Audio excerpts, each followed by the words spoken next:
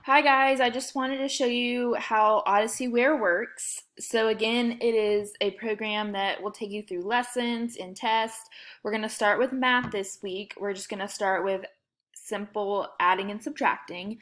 So tomorrow you will start your lesson. So when you log on to ClassLink, you need to click OdysseyWare. Looks just like this.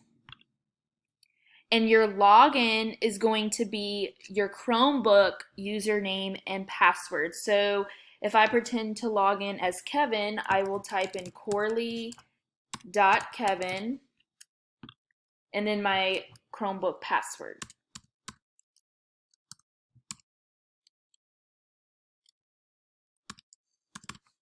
And then you're going to click Ready, Set, Learn.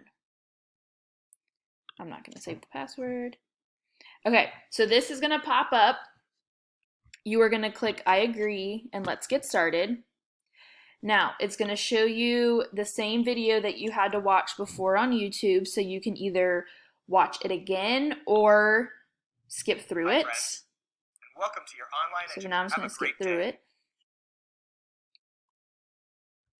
And you can unclick this so it doesn't show you every time you log in. Then you're going to click Learn, and you'll see your first lesson. Click the arrow.